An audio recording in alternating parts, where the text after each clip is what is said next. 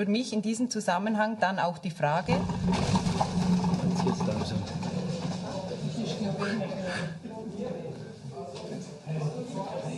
Das wird langsam heftig. Ich glaube, man weiß ja nie wegen Nachbeben. Wir machen mal eine Viertelstunde Pause. Серйозна об'ява, ракетна тривога. Ми всіх просимо пройти до укриттів, адреси яких ми вже називали. Це є перехід Дерибасівська на розі Преображенської, Дерибасівська-Преображенська, ТРЦ Афіна, ТРЦ Європа і ще багато інших.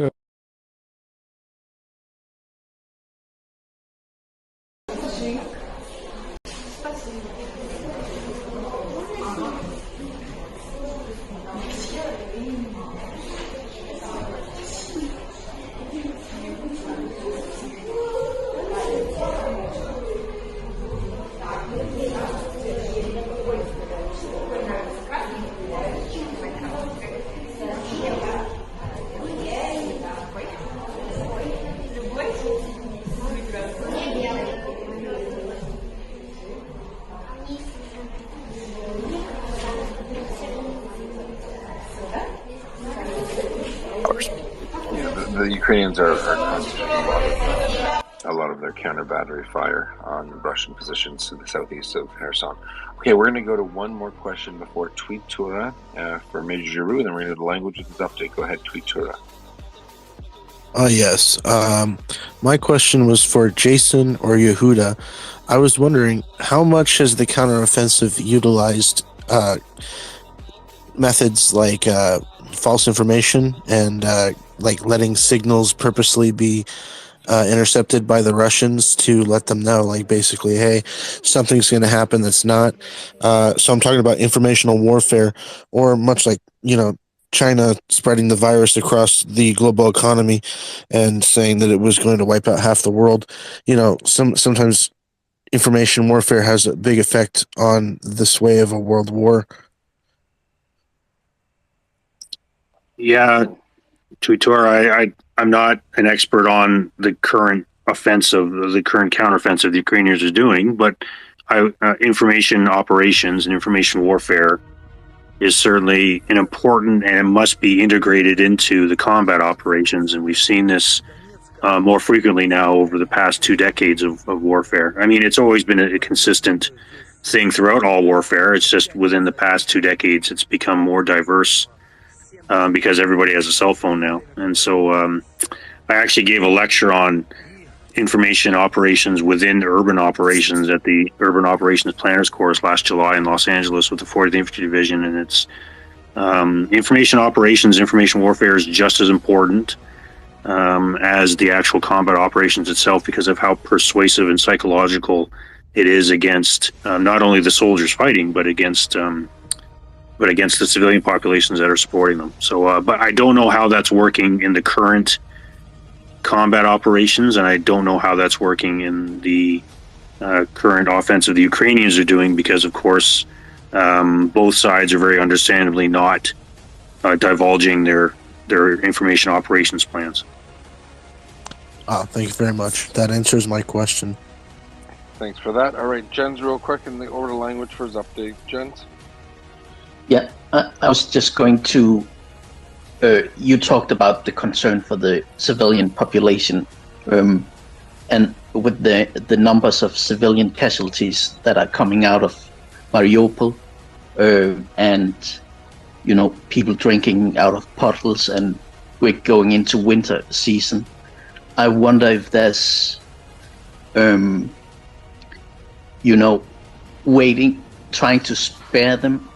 If you don't attack the town and they go through a winter of occupation, I think there's also, you can assume there's continued large civilian casualties. So I was just, so I think you have to weigh like the casualties of an attack on the city versus allowing the Russians, to perpetrate what they're doing, over the winter season. Залужний, Монастирський, Буданов, Малюк, Данілов, інші. Доповідали командуючі оперативних напрямків сирських. Anyone in particular you're addressing that to, Jens? Основні питання. Oh, I guess maybe I'm sorry if I get you wrong. Розглянули сьогодні Jason Giroux. Yeah. I'm sorry. I was you- just No, yeah, and you got it right on. No, and I agree with you in all honesty. I mean, I don't think Yehuda, I don't think that was a question. I think Jens was expressing a possible course of Air action siren or alert update. possible way that this is gonna All clear. go, and This and I message have has to been agree. In all generated with honesty, it's a municipal data. possible. That's why it's such a shit sandwich. Just having civilians inside that city, regardless if there's only 1,000 or if there's 15,000 or 100,000, it's just not going to go well. so I kind of consider the occupied cities a little bit. I compare them to Jewish ghettos, or maybe they are literally, or maybe they're almost concentration camps. So where I think that it's there will be casualties either way. I think maybe it was a comment, but maybe that was it. No, thanks for that, Jens. All right, yeah, no. Air big siren concern. alert update. Medjugorje, Dnipropetrovsk. it's pretty much All prevailing clear. wisdom This that, message has been that generated many with municipal civilians, data. in a city that could face an urban operation is a shit sandwich. It's possibly the worst possible case scenario. On that note, thanks for the comment. Thanks for everyone on the panel. Language wants he's going to do the update. So go ahead, Language, over to you. Sure. So, as always, I do encourage people to pull up a map.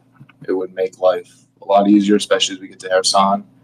Something else besides what's going on in Kherson today, because to be perfectly honest, people are getting a lot better at controlling the flow of information. So there is slightly less data than there was a day ago, though that is a good thing. There's actually a tremendous amount of information that came out of the Donbass and just regarding Russian troops all over the war. About a couple days ago, the Russian military prosecutor's office was hacked, and all of the complaints that have been sent to them by Russian families, by Russian soldiers themselves, which they've been storing quite neatly, were leaked. So people have been going through and translating those, and it really shines an illuminating view into what the average Russian on the ground, be it at home in Moscow or on the ground in the Donbass, actually is reporting up the chain of command. It's not a pretty picture. But with that, in general, we'll start as per usual, up near Belarus, proceed clockwise, and with some general statements. So this is the military update for September 2nd, 2022, day 191 of the Russian invasion. There continues to be no further developments from Belarus. We know they have some aircraft there. We know they have some missiles there. We don't know if they're planning on using them anytime soon. Moving to Kyiv in western Ukraine and some of the politics of the region, a cryptocurrency mining operation was found operating illegally on Ukrainian railway company Ukrelenitzia's power grid and computers, which was being supported by some employees and third parties. Approximately $460,000 was apparently harvested or stolen in the form of electric costs. The perpetrators were arrested. In Kyiv, curfew exemption passes are being reformatted in order to fight the frequent forgery of the older ones. Specifically, only security services personnel and critical infrastructure employees are supposed to move around freely during the curfew. In Cherkasy, a TDF recruiter was arrested for taking a bribe to declare a man unfit for military service and issuing a pass for him to travel abroad. The SBU has been cracking down on this more and more as of late. And in Lviv, a man who had been distributing Russian propaganda as part of a Russian cell, actually, he was calling it the Lviv People's Republic, was arrested. It appears he was being paid by cutouts from the Russian government. And a Ukrainian border guard and a number of others were killed or wounded by a landmine in the Zhytomyr Oblast near the border with Belarus, and Ukrainian officials remind citizens to stay away from the borders and forests because a number of them are mined. And the Ukrainian Special Forces soldier of renown, Tengri, was killed in action at unknown time. His funeral will be held in Kyiv tomorrow. He'd been engaged in combat with Russian forces in the Donbass since 2014, where he received the People's Hero of Ukraine award in 2019 and was kind of a big deal among the rank and file. Moving to the Sumy region, Chernihiv to the east, harassing strikes continued over the day. Some 50 shelling instances into Sumy, but no casualties. Russian forces did start a forest fire near the border, near the town of Krasnopil, but because the wind was blowing to the north, flames actually went back into Russian territory proper, where the fires continued. I don't know if it's been put out yet. And in the Chernihiv region, as concerns regarding gas supply for the winter mount, more than 1,100 buildings have had their gas supplies restored. Moving to Kharkiv, a little further to the east, Russian forces used S-300 missiles to shell the city for the last day, shelling the Lokomotiv Sports Complex, which had only opened this year. Otherwise, there's been general shelling of the city itself. Since the beginning of the invasion in Kharkiv, some 10% of teachers have resigned. The SBU arrested 2 individuals who are identifying the locations and movement of Ukrainian units in the Kharkiv region and who were specifically trying to find out the current passwords used at Ukrainian checkpoints. One of the 2 individuals was an electrician and thus had more access across the city than other people might. Russia claims to have repelled the Ukrainian assault on Ruski Tishki, which is to the northwest of the city, near Udi. Ukrainian forces haven't made a claim one way or the other on it.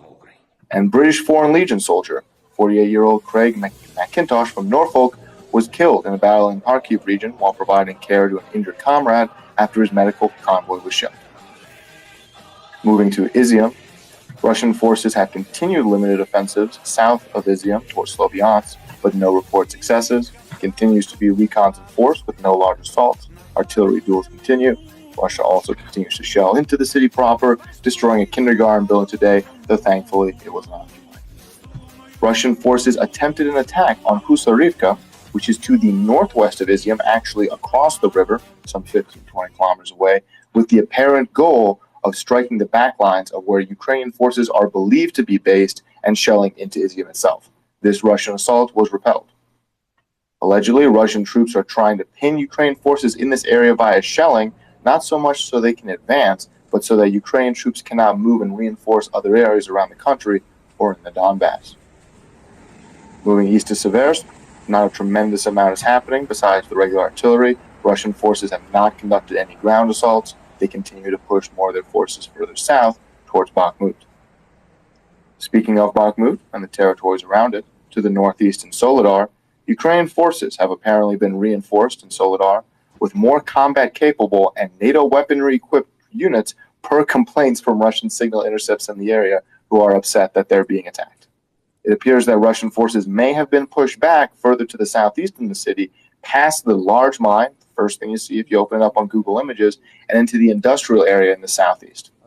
There's also reports that in the southeast suburb of Bakhmutsky, they were actually pushed out as well. Air siren alert update. Russian assault along the line around Bakhmut. All clear. This message has been generated with municipal but the fighting data. in Soledar is still very unclear. We've been hearing reports of street-by-street battles, although a unit with considerably more experience in urban combat, everything from Hostomel to Severodonetsk, has been moved into the area. Ukrainian unit, I should say. Russian Kadirovite units, so Chechens, are believed to be on the assault in the southeast of Bakhmut, towards the strong point of Zaitsev, where they were repelled today. In summary, in this area, we have Russian conventional military, Wagner PMC mercenaries, and Kadirovite units all trying to operate in the same general plan. They've been having some issues.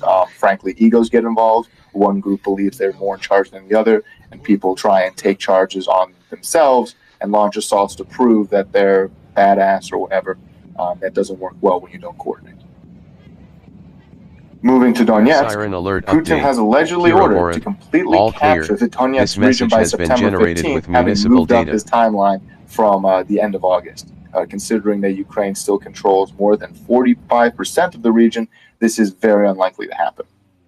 Shelling does continue along the front line, especially targeting Avdiivka. Russian forces continue to try and push to the southwest, but they haven't been able to take any measurable amount of territory. Ukraine did shell into Donetsk, which Russian air defenses attempted to engage. It's unclear what the outcome of that was. There were several blasts. Mandatory evacuation is underway in the Donetsk region for Ukrainian civilians, where every other day a train departs west. Approximately 200,000 residents still have to evacuate, and those who refuse to leave need to sign a form stating they are aware of the possible consequences. Those with children have to sign another, much scarier form, frankly.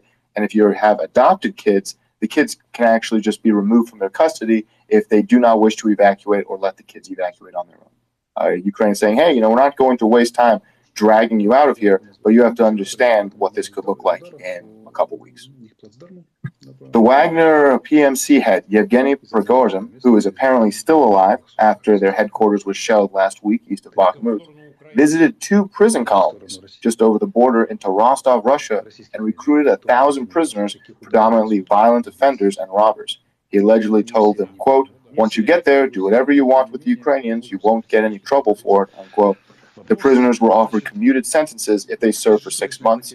U.S. intel agencies have also discussed that Russia is increasingly trying to recruit from more vulnerable sections of its populace, including those who are homeless, downright broke, and also these people who are prisoners. The large group, excuse me? My name is Akshay Chores. It's our language. Go ahead. Yeah, okay. Sorry about that. So a large group of complaints addressed by Russian citizens to the Russian Military Prosecutor's Office were leaked by hackers. They show a terrible lack of communication with families of dead or wounded soldiers, as well as a score of other issues.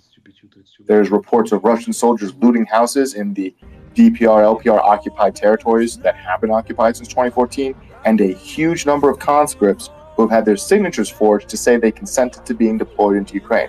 Specifically, they've been told, quote, you will not be allowed to leave here anyway, but hey, you'll at least earn more money if you sign this contract, so you might as well go ahead. Per some complaints, the conscripts are issued a single magazine for their rifles, and during the winter, had to melt snow for water when their supplies didn't arrive or were stolen by other units. Allegedly, they were given 1 ration package per 4 people a day. Even Russian soldiers who openly refuse to participate or are reprimanded for gross incompetence are not being dismissed by Russian military regulators. It doesn't matter how much you're messing up right now. This message has been generated with municipal data. There's one email of a man who's basically claiming that no matter how many issues he causes, no one is ever removed even for gross and intentional incompetence. They just say, oh, doesn't matter, you're not getting out of here that easily. Complaints to the prosecutor's office do confirm that many Russian soldiers did not learn they were taking part in an invasion as opposed to exercises until they were on Ukrainian soil without consent. The reasons behind this range from them being told we need to go over here to stop a terrorist act to them literally not being told that they crossed the border into Ukraine. At this point, obviously, all the Russian soldiers in Ukraine know what's going on, but this does This kind of message lend has been credence to generated some of with the claims we municipal saw data. over the first week of the war. The medical facilities for wounded Russian soldiers are also reportedly terrible, a large number having suffered from frostbite and were essentially told to walk it off in the winter.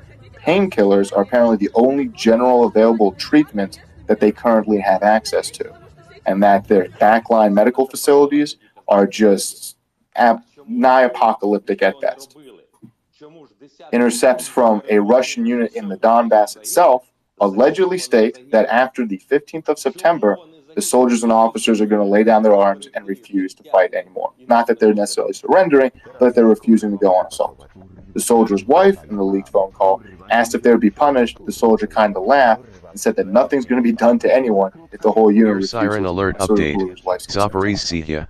All clear. Moving to This Mariupol, message has where been the generated situation with remains municipal grim. data. Putin ordered that at least 2 armed guards are to be placed in schools within the Russian-occupied LPR-DPR territories, and they had a little propaganda event today where some armed guys walked around a Mariupol school and took pictures of kids.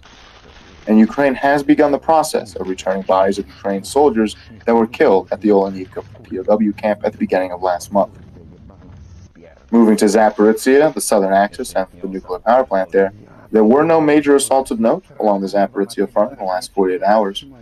The International Atomic Energy Agency mission arrived at the power plant yesterday with 15 people. Currently, 6 individuals remain, and at least 2 will be stationed there indefinitely for reporting. The first report is due to be produced by September 6th.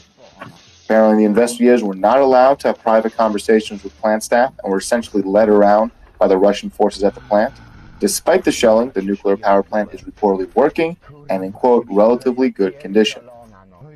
It is reported that generally Russian forces moved away from the power plant while the investigators were present, and then they claimed that all the Russian troops they saw were actually nuclear, chemical, biological protection engineers rather than just combat units.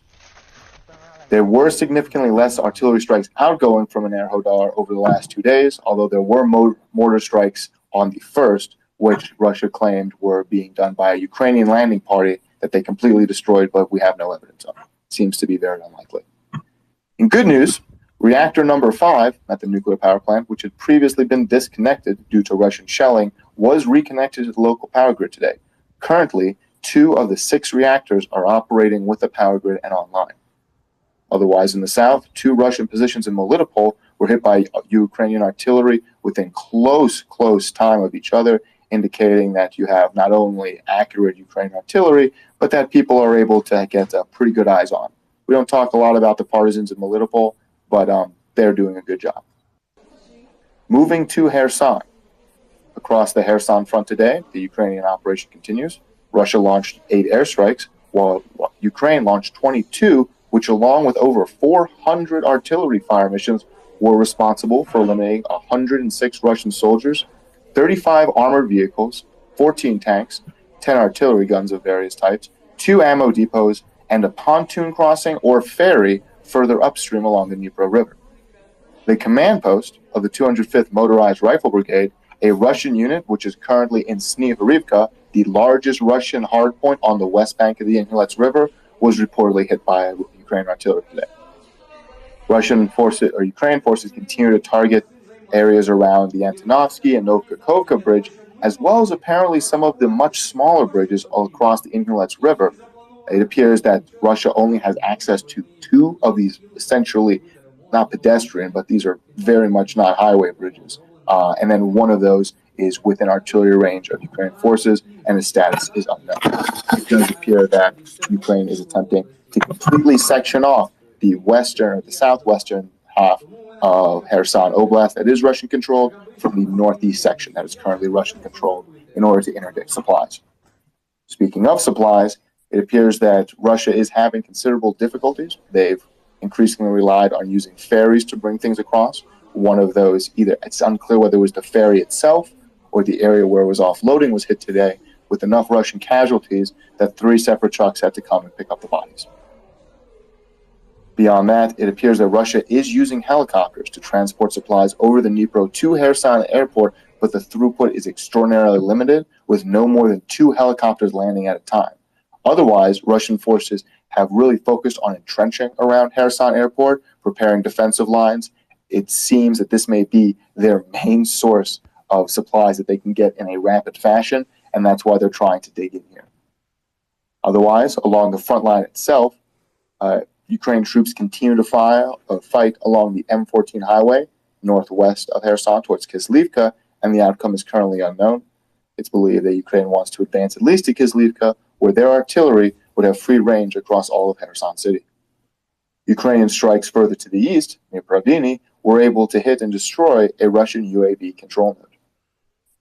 Moving further northeast towards Davidi Brid and Suky Stavok, where Ukrainian forces, having already crossed the Inhulets River a couple days ago, continue to try and make gains towards the western of 2 major supply highways, it appears that Ukrainian forces have successfully moved to both the northwest highway, the T-2207, and are fighting with Russian forces there, while also having pushed a little bit further south to the small village of Shnasli.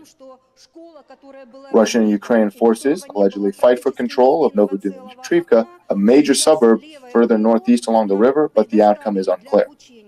And along the northeastern section, Ukrainian troops near Petrivka appear to have taken ground on both sides of this eastern TO-403 highway, the main Russian supply node that runs along the western half, or western bank, I should say, of the Dnipro River, having moved up to Zolotobalka on the east and the mouthful of Kreshenivka on the west. Ukrainian troops targeted a university dormitory in Kherson, where they stated that Russian troops were garrisoned out of. The losses are still being determined. There continues to be a blood shortage in Kherson city. Moving to Odessa, the Black Sea, and Crimea, reporting the Black Sea, there are 2 ships with about 16 missiles available for use. A free-floating Russian sea mine, after storms broke its tether, exploded near the coast of Odessa today with no injuries. On the morning of August 1st, 2 missiles were fired at Odessa. One was intercepted, and the other hit an open area without injuries. Another 6 ships with Ukrainian grain left the port of Odessa through the safe corridor today.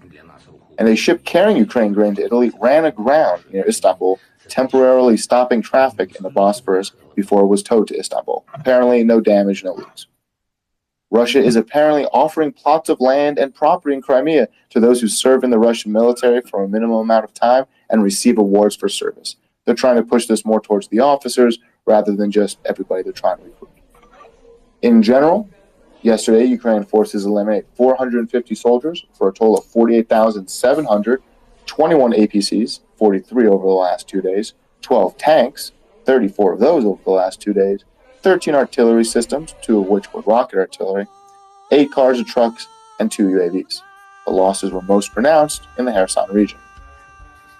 Otherwise, Gazprom, the Russian gas supplier, has stopped all gas transport via the Nord Stream pipeline after 3 days of what they were calling repairs.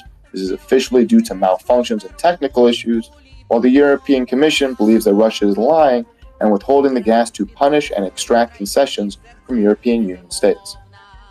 Today, Latvia called on NATO to provide increased support, including, quote, the most modern armored vehicles, unquote, to Ukraine. The European Commission wants to officially offer Ukraine a $5 billion loan as early as next week, despite the fact that Hungary is resisting this. It has a 25-year repayment period and practically no interest. In order to close the Ukrainian monthly budget deficit, Ukraine requires about $5 billion a month. Biden will be submitting a request for emergency funding to Ukraine in the amount of $11.7 billion, which will be both financial support and military aid. The finance ministers of the G7 are introducing a price limit for global purchases of Russian oil, which should ease pressures on the energy market and reduce Russian income flow. In Russia itself, Russian FSB officers are reportedly going door-to-door in Moscow to investigate if any Ukrainians or Russians of Ukrainian descent are living in the area before claiming to people who answer the door that Ukrainian individuals are planning a terrorist attack and to be on the lookout for them. This appears to be more so a goal to spread fear and alienate Ukrainian pro-Ukraine individuals than for any real sort of counterterrorism message. It doesn't seem like they've actually arrested people, but they're going around saying, there might be criminals in your area. And if they're Ukrainian, they're probably criminals. So just more propaganda at the home front. Approximately 30% of Russian domestic musicians have left Russia or stopped performing since the war began.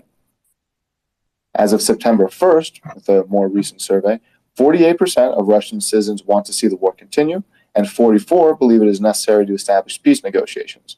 The older population is more in support of continuing the fighting, and the younger population most supports peace talks.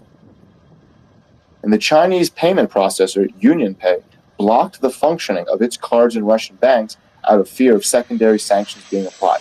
This may have happened several months ago, but is only getting reported now for whatever reason.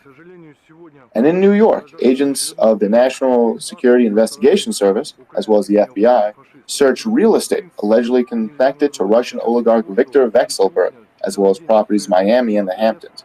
Vekselberg is a close ally of Putin, whose oligarchy extends to steel and mining operations. Otherwise, if there's any questions, something I missed, always happy to talk about it. Thank you guys very much for listening. Yeah, thank you, Language. I appreciate it. John's just finishing a bite to eat. I had a question. Do we have a hard confirmation that I did see the tweet earlier, but are we seeing where these helos are landing? These 2 flights at a time? Like, where is that at? It's Kherson Airport. I need to check, frankly, to see if it is the airport to the northwest of Kherson, or if it's another one that I'm not familiar with. They just kind of said Kherson Airport, so I don't know any more than that. But that seems to be sort of the quickest way to actually get stuff into the city right now. And if you're doing it with 2 helicopters at a time, it means you're running out of a lot of other options. If I may briefly, Kherson International that's the Chernobyl airport, just for reference. Thank you, John. Major Giroux, please go ahead. I just wanted to add a historical precedent. When Language mentioned there that a lot of Russian soldiers had no idea they were going into Ukraine to fight a war, or they thought they were going on an exercise. the Russians did the exact same thing to their soldiers when they went into the first Russo-Chechen War in 1994, 1995. In fact, there were a lot of Russian soldiers in the backs of trucks, sleeping in the backs of trucks while the trucks rolled into Grozny. And they realized they were now in a war when bullets started coming through the soft-skinned coverings of the trucks themselves, and a lot of Russian soldiers were killed. And a lot of them were surprised when they jumped out of the trucks and they were being fired at, because they had not been told they were actually going into Chechnya or into Grozny, in the city of Grozny in particular. You're just going on an exercise, hop in the back of the truck. And so this is a precedent that has already been set in Russian history. So it just gives you an idea of the type of leadership they have, the type of senior military leadership they have when they don't tell their soldiers what they're actually doing. Just get in the back of the truck, you're going on an exercise. Yeah, the interesting thing there had been reports of this very early on in the war. There were some people who said, no, there's no way, they're all lying. But it really does appear that there was Russian soldiers who, like you said, the first time they realized that they were actively participating in this is when they started taking fire from Ukrainian units. So now, obviously, the situation is much different. Nobody's that confused, I would hope. But, it does sort of show just how poor the communication is and how much the Russians overvalued their ability to sort of walk into Ukraine and take it within a week. And then let's go to Mercer. And then actually, it's great to see you, Major. I might have some questions for you about Bakhmut as well. Just the fact that it's got essentially 4 rivers running north-south through it and multiple lines. And I don't know what kind of historical precedence there is for urban warfare in a city with that many rivers crisscrossing it. Yeah, so let's go to Mercer, and then after she's done, Major Giroux Language can have at it. Mirza, please go ahead.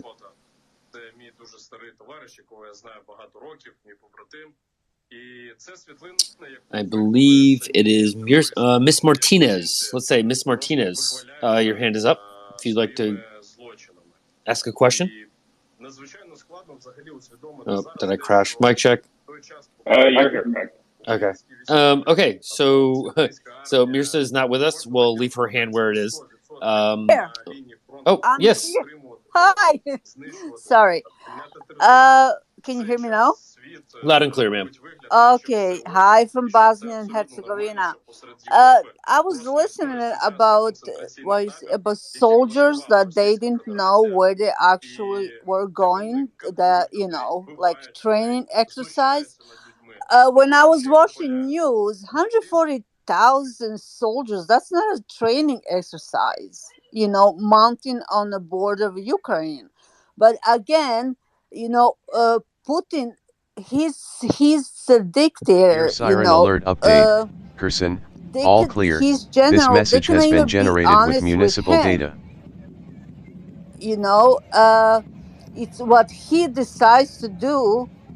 He's gonna do it, and nobody can stop him. And corruption and everything, and everybody believed the Russian army is the second best army in the world. Right now, it's a joke. I mean, I cannot believe how incompetent they are. It's unbelievable. I know many believe that Ukraine war, it will not turn out the way how it Air siren alert update. Kherson, all clear. This message has been generated with municipal data. When you're defending your home, you're more motivated. And many things when they say, we didn't know we're gonna go to, but I mean, I don't believe 100% that none of them knew what's gonna happen, except generals, you know. Certainly not all of them were misled. I'm not You know, but also brutality of the, you know, soldier to soldier fight, you know, for civilian, you know, I survived war in Bosnia, and for Air me, I siren didn't alert even have update. to Mykolaiv. wait, you Partial know, alert. when This message has been parts generated of, with municipal data. after they failed to break to Kiev, you know, they I knew part of the like smaller town, rural area, what type of crime happens there. Okay, I experience, I know, and it was, for me, I was hoping that they will not act Air siren like alert update. what happened in Mykolaiv. early 90s, Partial alert. where I'm This from. message has been generated with municipal data. I mean, it's just the brutality and the hate, you know, those intercept calls between soldiers and the families, you know, a soldier asking wife, whatever girl, if he rapes Ukraine girl, you know, and they laugh about it. What type of human being? I mean, I cannot call them human beings. I really cannot. You know, I don't hate anybody, but right now, you know, I thought I will never Air be siren able alert to watch update. part of see Mykolaiv. dead Partial alert. bodies. This message has been And generated with I municipal data. watch news since beginning of Ukraine, Ukraine war, and seeing dead Russian soldiers, it can sound, but I honestly, it doesn't bother me for 1 second that they're rotten, you know, because you are babies are dying. You know, it's. You know, the interesting here's the paradox that we live in, ma'am. The paradox that we live in is that Ukraine has to be better than Russia, not just because, you know, for moral reasons and for war crime reasons and for Uniform Court of Military Justice, if you're an American, reasons, but it's important that they show that, not only again for humanity's side, but I think that Ukraine's armed forces are trained, not insinuating that you're saying this, I'm not insinuating this at all, but I think they're trained to view the Russians as prisoners of war. Yes. Because it actually incentivizes the Russians to surrender. If they are treated like animals or they're treated like non-humans, then they have an incentive to fight because they know it's not going to work. They will keep fighting. That surrendering won't give them 3 hot meals a day, a phone call home, and then eventually a swap back home. And so I think Ukraine's soldiers, its armed forces, whether they be Air Force or Army, I think that their idea is that yes, this is an enemy, this is an invader of your homeland, but forget about the optics of it, of how it looks to the rest of the world. Just from I would assume, Major Giroux's here, he can correct me if I get something wrong, because I was never in the Army. But I think that there's a practical reason to treat them with dignity and respect, because that will filter back. Eventually, it will get back to the soldiers on that front line that, hey, you know what? Like, I threw up a white flag. I surrendered to a Ukrainian unit, and you know what? I'm fine. I'm alive. I have a hot meal. I'm able to eat. I'm sent to the West, and I'm sitting at a prisoner of war camp. I get to call home. And guess what? For me, the war is now over. Join the club, right? If you don't want this, join the club. Throw up the white flag, right? There's an incentive to treat them with dignity and respect beyond, of course, the humanity and the military, the Uniform Court of Military Justice and the conduct of prisoners of war. No, so I think that there's an incentive to do that. No, I understand that. You know, I understand. But you know, you should prisoners like. But I know that Ukraine, what happened in Mariupol? What happened with soldiers from Mariupol? What happened? That's the thing. You know, we will never know the truth 100% from Russia. You know, I know Serbia, like Serbia attacked my home.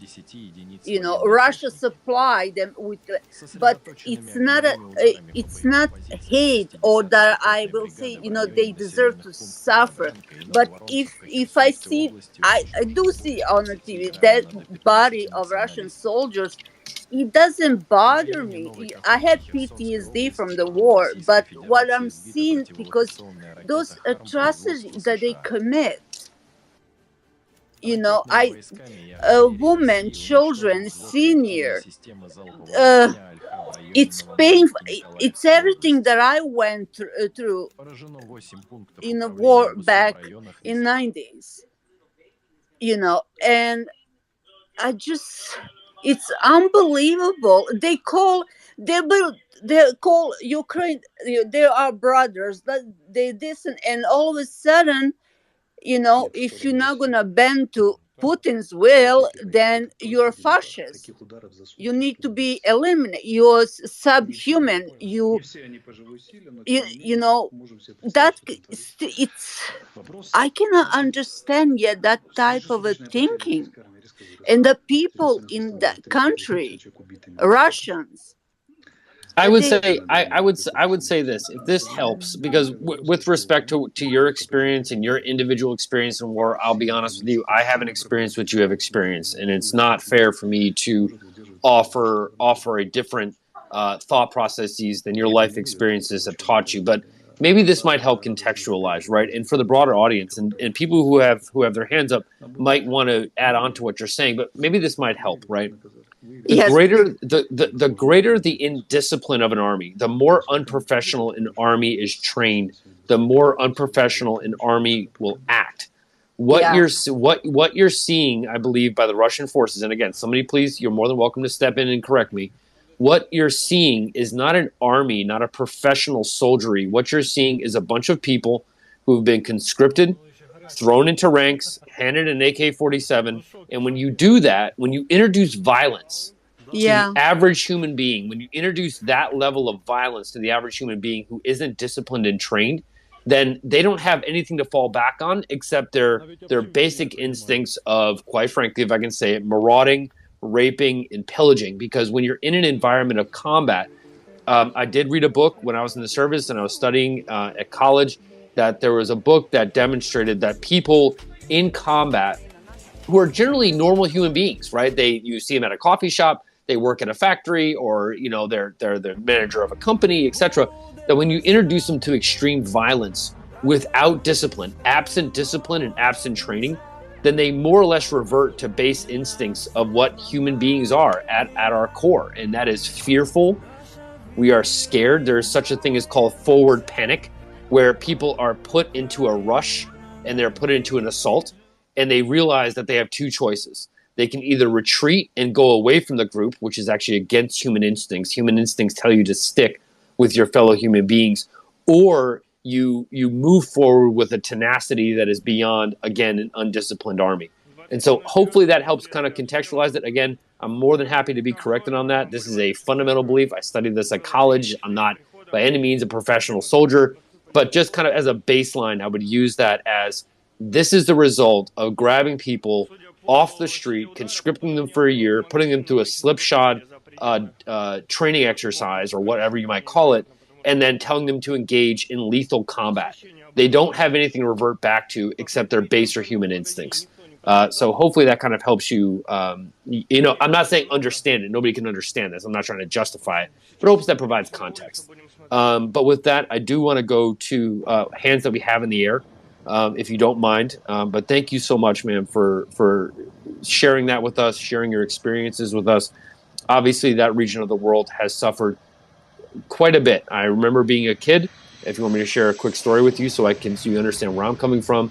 I remember being 12 years old and the United States being involved in Bosnia-Herzegovina. I had never heard of Sarajevo. I had never heard that name before prior to me being 12 years old.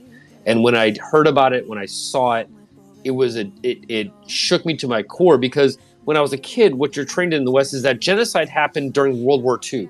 Genocide happened long time ago. It was a figment of the past. But then what you saw in Bosnia-Herzegovina, Kosovo, during that, and to some degree, ethnic cleansing, that was a different level. And it kind of changed us a little bit because we realized that those things still exist today. It's not just in a history book. It's not just in a newsreel. It's not just in what your teacher's teaching you in a classroom. It exists in different parts of the world. So let's do this. Ma'am, if I could, let's go to Major Giroux and then Dr. Paul and then Rick. Major, please go ahead. Yeah, I just, Ms. Martinez Dobrodan, I actually served in Bosnia-Herzegovina from March to October 2001. I was actually there when 9/11 occurred. And so Craig, I can verify that Ms. Martinez there has went through some awful experiences because having been there for 6 months, I was how do I put this delicately? I was able to personally witness some of that genocide and some of the mass graves that I had to personally go to. So it was a very horrific conflict. So Mirza, I'm glad you've made it out of Bosnia-Herzegovina and the former Yugoslavia, because that was the ethnic cleansing and the genocide that occurred there was absolutely awful. And Craig, I share your feelings on it, that how could this happen yet again? But it did. And now we're seeing the same thing. As Mirza has said, we're seeing the Russians commit to the same kind of horrific crimes that in the Ukraine now. Yeah, and I would just say I'm a product of the 90s. I was born in 1985. Spoiler alert, I'm almost 40. And when I experienced that, it was a different level of knowledge to me, right? Because we have to understand that what we're seeing now is not specific to Ukraine. Sadly, it is not specific to Ukraine, but it is repetitive, right? But just because, right, to quote Edmund Burke, right, if I might, right, evil, there's a great quote that Edmund Burke mentioned when he said, "When bad men combine, the good must do likewise, or else they will fall one by one upon a pitiful mask on an unrighteous cause," right? And that's what we're trying to do here. We're trying to let the good combine. We're trying to let the good form around that, because if not, and if we don't recognize that this has happened in Rwanda, Bosnia, Herzegovina, Kosovo, Sarajevo, and now in Ukraine, then we just let these things go by and they just become a part of the norm. And that is not a norm, right? And that's why you wear the patch on your shoulder, so to speak, because you don't want it to be the norm, right? The idea is that the strong protect the weak, and that's why you serve in the West. You don't serve for any other reason. But without going too far down that road, I could get into what my senior chief had said, my E8 had mentioned one day, but I don't want to go that too far. Dr. Paul, please, your hand is up. Sure, unrelated entirely to this discussion, but language, just to clarify something you said. So some like Sergeant Major Rether from like the Ukrainian soft unit got KIA'd. Is that what happened? And if so, could you elaborate a little bit if you know any more? And if not, if you have any link to share about it, please forward. Sure, I'll send it to you. It's in Ukrainian. Man was kind of a big deal. Obviously, I'm only learning about him, at this point. But from just the general talk, he was, I'm not going to call it like a hero status or hero worship, because that's the wrong term for it. But he was a known quantity and, sort of did a lot of instruction, working with a lot of units, and had this sort of air of mystique around him. Received some pretty significant medals, not quite comparable to the Medal of Honor in the U.S., but basically one step down from that in the Ukrainian system. So they don't actually have his real name out. It's just Tengri, which was his sort of nom de guerre, as it were, and that's just what we know. But they are having a funeral now. I'm not sure. I've seen different things. Some saying it's public. Some saying come if you knew the guy. Others saying it's going to be private for friends and family. But it's enough that it's sort of hitting the Ukrainian news media. It's not that every death doesn't deserve attention, unfortunately. But this was a sort of a unique individual who touched a lot of lives. So the man's name was Tengri, Tengri. If you search for that, it should come up. Thanks, Language. And damn, that nothing like ruins a Friday night like that to me. So thanks for the update, though. Yeah, so, I mean, I'm sorry. Yeah. Go ahead, Language. No, go ahead, brother. I was gonna say, let's go to Rick and then Jens, and then if Major Drew's sticking around, I'd like to pick his brain about Bakhmut a little bit while I've got him here. Yeah, real quick, Rick, if I don't mind, Major, how much time do you have left? Just so that we're respectful of your time. I'm good to go for quite a while, actually. All right, thank you, sir. All right, Rick, please go ahead. Okay, thanks. This is Rick. I have some questions for you, language learner, about things you didn't say and some general questions. So let me just spit them all out and then I'll sit back and listen to your response. The first one is that the Kherson International Airport's, it's like 4 or 5 miles from downtown Kherson and the river, and it's like 10 miles from the Antonovsky Bridge. Why in the, and there's clearly roads of transportation from near the Antonovsky Bridge. Why in the world would helicopters ferrying heavy supplies, at a slow rate, go all the way to the international airport and risk being shot down instead of dropping their loads on the beach next to the Antonovsky Bridge on the Kherson side? That's one question. Second is, where do you know where those helicopters are coming from? Is anybody? I mean, I know there's a helicopter based in about 40, 50 miles south in Crimea, but are they just picking stuff up on one side of the river and ferrying it across from like the trade stop, or what? Any information for that would be very interesting. Let me give two more, then I'll let you come back. So the other thing I heard in another channel was that Russians put together a 30 or 40,000 man Army Corps training near Moscow, which will be ready to march out sometime in the next month or two. And people are speculating about how they would get to Kherson or where they would go. Anything Just about real that? quick, you want to hear the other questions, but I have seen zero evidence of that. So, it's a good question, and I'm going to ask you the other ones too, and I'll answer them in time. But as far as 30,000 Russian soldiers training outside of Kherson or outside of Moscow, or frankly anywhere major in Russia, I've seen zero indication of that. Good.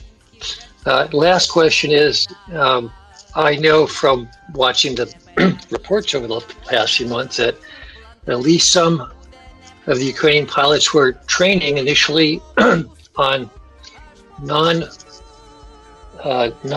government simulators, commercial simulators for A-10s. And then the U.S. passed their appropriations budget, which provided $100 million to train Ukrainian pilots on American hardware. The provision referred to F-15s and F-16 specifically, but I think it's broad enough to cover pretty much anything. And it's been long enough now, or it will be in about a month, for the Ukrainian pilots to have been fully trained up as if they had taken the A-10 course in the U.S. Forces, which the U.S. pilots take. Any idea what A-10s would do in the battlefield? There were like 12 or 15, 2 squadrons of A-10s fully armed with a third round of upgrades, current upgrades available at Ukraine's beck and call.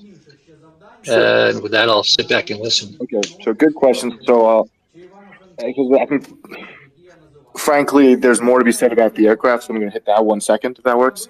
Regarding the helicopters, from the pictures that came out, from the pictures that came out, it was Mi-8 helicopters. So these are larger Russian transport helicopters. They can also be used as gunships, which the Russians have done with rocket pods, but these were carrying things on the inside. I didn't see them like slinging loads below them. I am far from an expert on heliborne operations, so I can only speculate why they would land in one place rather than another. I imagine the airport, frankly, has, even after being struck all those times, is slightly more defensible, or it's easier to get things in and out of there, better logistics, better fuel, something like that, then why they can't just ferry it immediately across the river and bring it in. Maybe that's just a hub. We've seen them pour resources into Chornobyka for some time now, so maybe it's just more what's good for the goose is good for the gander, if I'm not using that expression wrong, where they're just continuing to do the same thing. But yeah, I mean, the reason they're doing this in general is because their bridges are down. not just the main ones across the river, but the Inhulets River, which runs north-south and is just to the east of Kherson City, and really effectively splits the Kherson region.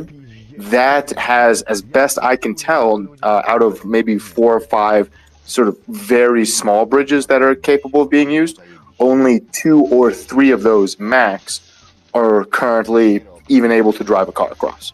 For whatever reason, there's a tremendous number of villages, but if you actually move up the river on Google Maps, you'll see there's not a ton of these small bridges. And the main one on the highway, the P-47 highway, that is the supply artery to all of the Russian forces to the northeast, that got blown up 2 days ago, as did the pontoon bridge next to it that they tried to set up the day afterwards. No idea what's changed in the last 48 hours there, but Ukraine is working not just to hit the main supply lines from south of the Dnipro to north of the Dnipro, but also the Russian supply lines in Kherson proper, because when you starve them out, it makes the situation a little easier. Hopefully that answers the first question a bit, and if anybody can comment more on the helicopter stuff, please do come up or shoot a message.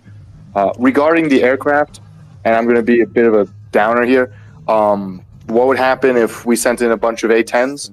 A, the Ukrainians have not been training on them for 6 months.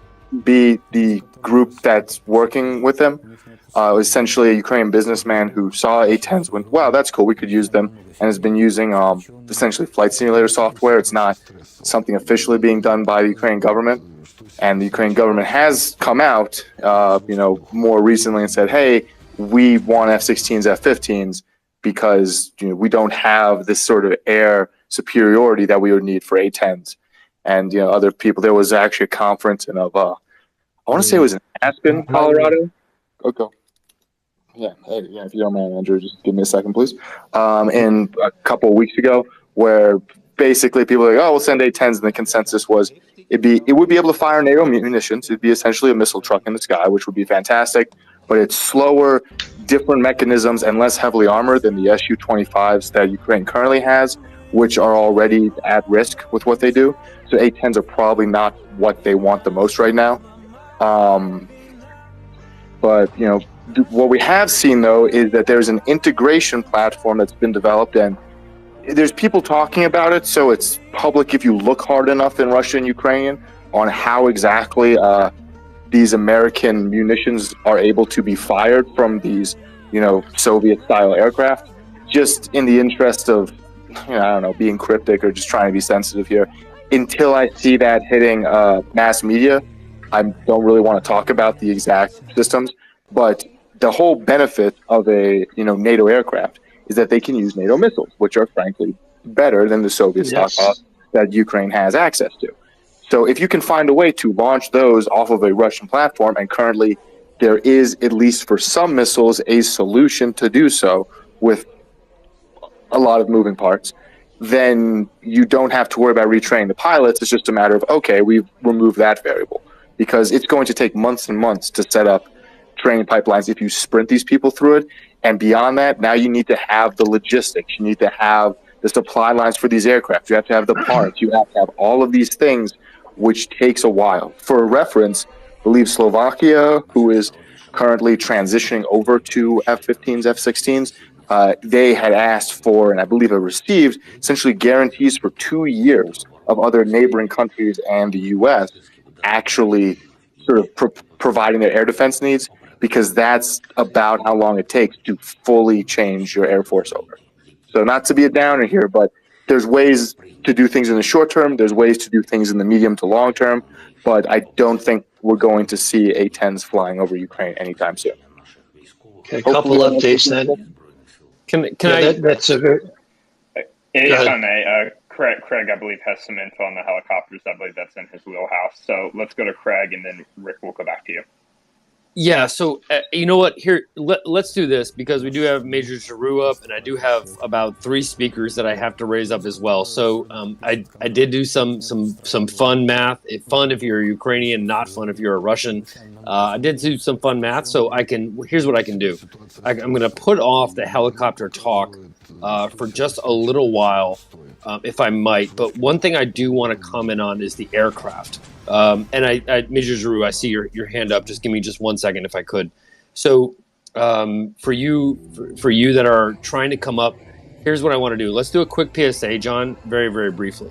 Because I got about 3 or 4 people that are trying to come up. If you don't have a question, then please lower yourself down. I'm not talking to you, Rick, or anybody else that has their hands up. Please lower yourself down. If you wish to ask a question, that's a little heart button with a plus sign there. Once you come up, you're going to see that hand raise sign, just like me, right? Raise your hand and we will get you in order. I'm keeping track of this. I have an index card in front of me. I am keeping a list. I assure you we will get to you. But in terms of the... perfect. Thank you, Andrew.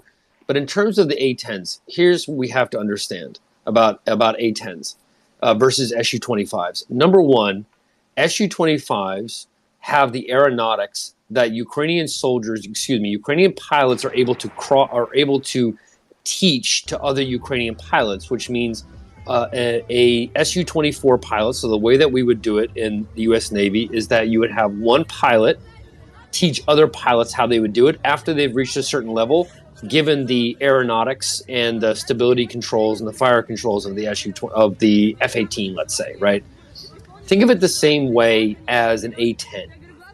When you have one pilot that has flown an A-10, you have to remember that experience is not in the classroom. Experience is given by other people who have been there before, who understand what it means to have drag coefficients, right? What does it mean to left bank and go to high key and then circle back down for a ground strike, right?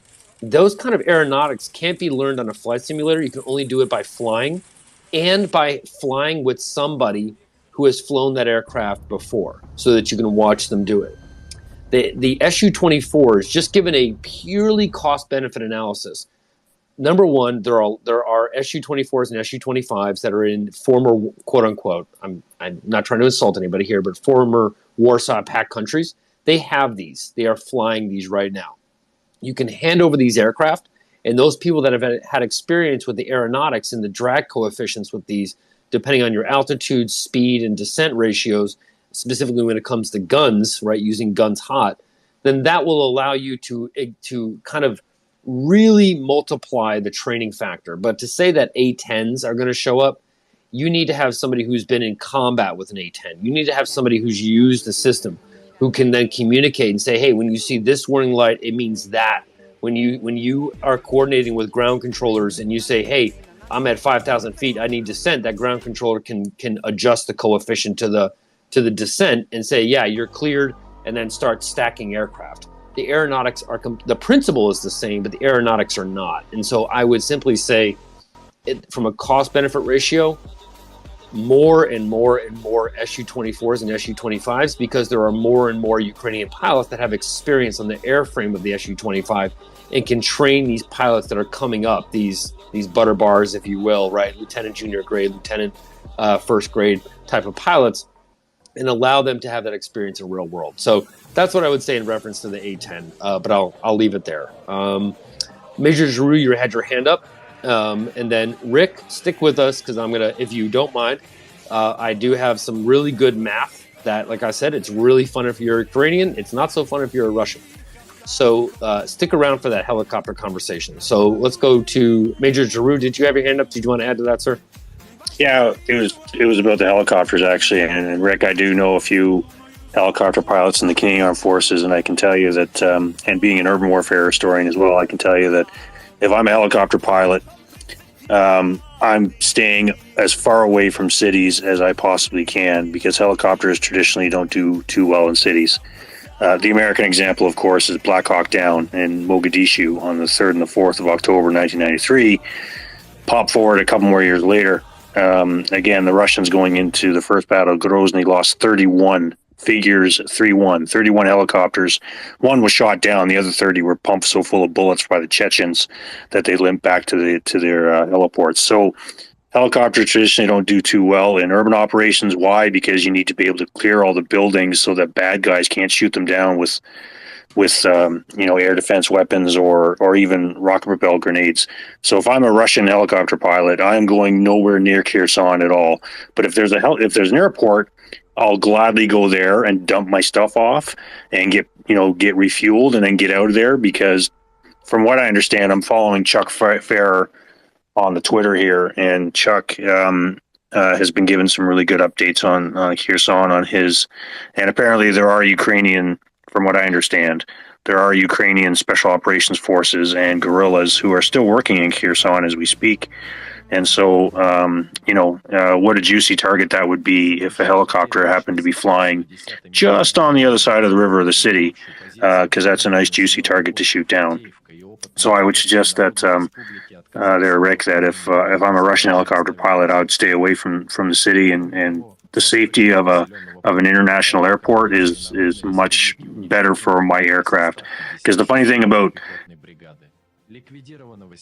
basically, if you can always tell the difference between a fixed wing pilot and a helicopter pilot. Fixed wing pilots generally tend to be more buoyant because if their aircraft stops working, the structure of the aircraft and the fact that it's wings, you can probably still pretty much put that thing down relatively safely, even if you've run out of fuel and you have no more power left.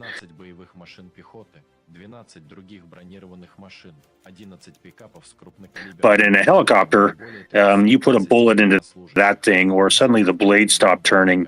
Helicopter pilots tend to be more depressed and more morose because they know that if nothing has gone wrong, something will soon, and the helicopter will more likely go straight down and everybody will die. So helicopter pilots tend to be a little more pessimistic, vice fixed wing fighter jet pilots, because they tend to be more optimistic, just based on the aircraft that they're flying. And that's just coming from speaking to friends of mine who happen to be both helicopter pilots or fighter jet pilots. There's the saying that airplanes fly by complicated aeronautics, and helicopters fly by beating the air into submission. And every so often, the air gets angry at that. Hey, British member here. I'd like to stick my real quick, input, if that's okay. Yeah, here's what we're gonna do, real quick, sir. The gray humanoid. If you don't mind, here's what we want to do. So for those that I just added to the panel, some newcomers I haven't seen, I haven't been around. So here's what you want to do when you join the panel. There's a little plus sign with a heart there. Go ahead and click that heart sign with the plus sign, and then go ahead and put your hand up just like that, right? We will get you in order. I assure you we will get you. We will call on you. But language, while language is here, there are people that have been waiting patiently to talk to language and ask him questions, and also we have to be respectful of language's time, because I'm sure he has a day job. He has to work for a living. All clear. Yeah, so let's this go message to has been generated duck on a with bench. municipal data. Duck on a chair. I don't even know what your name is anymore. You Yeah. changed it so many times, brother. Yeah, we kind of moved on, but I just wanted to speak about the competence or incompetence of a conscript army. I happened to serve as a conscript in the Danish Defense Force in '93, just before Denmark really modernized their defense force and switched to, professional. And for me, it felt like we were trained for incompetence, in the sense that when we had to go out to a position, we would get ordered Siren into alert the update. back of a truck Mykolaiv. without knowing All where we clear. were going. This message has been And then generated with we just, municipal data. Manned a position, and we didn't really know what was in front of us or what was behind us.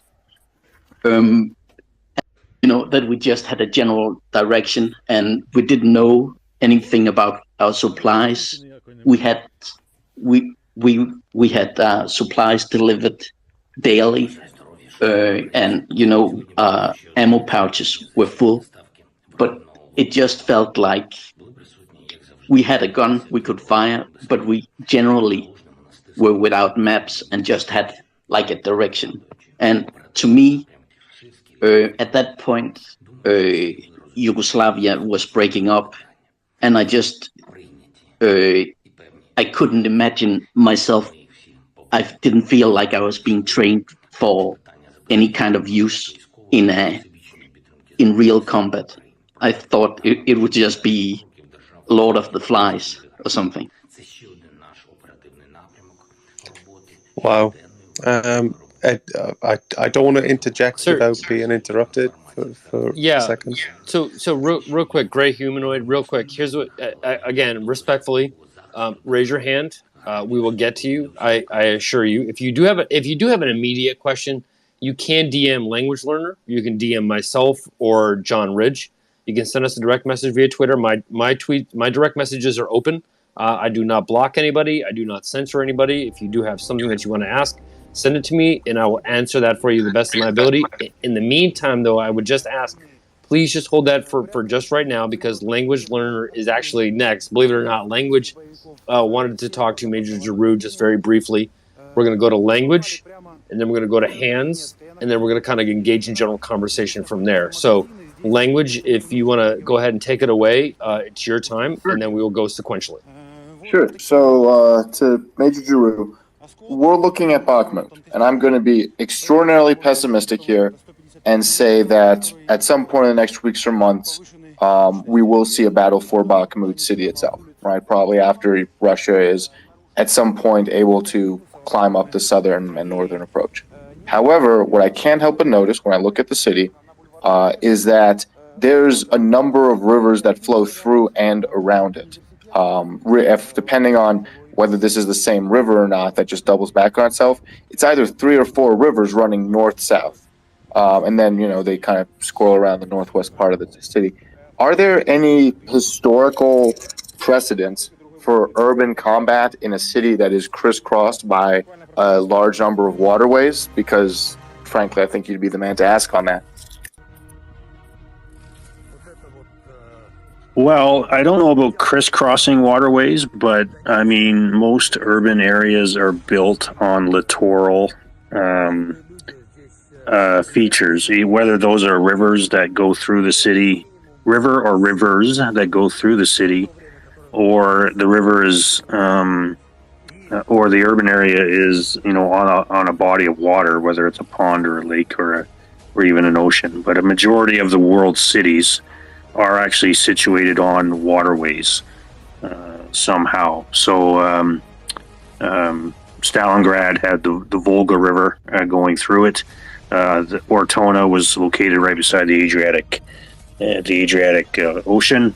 Let's see, the Battle for Hue, the Perfume River, went through the city itself, and then had the moat that surrounded Old Hue, or the northern part of Hue. There was actual water, a moat that surrounded the old city itself. Ramadi is on the Euphrates River with the Habanaya Canal on it. If we're looking at urban counterinsurgency operations itself, Fallujah also built on Euphrates as well. In the southwest corner of the city, the Battle of Mosul is they destroy the bridges so that the enemy can't get across these rivers and resupply and reinforce, or do they leave the bridges, allowing the enemy to resupply and reinforce, knowing that at some point the attacking force is going to have to cross the bridges as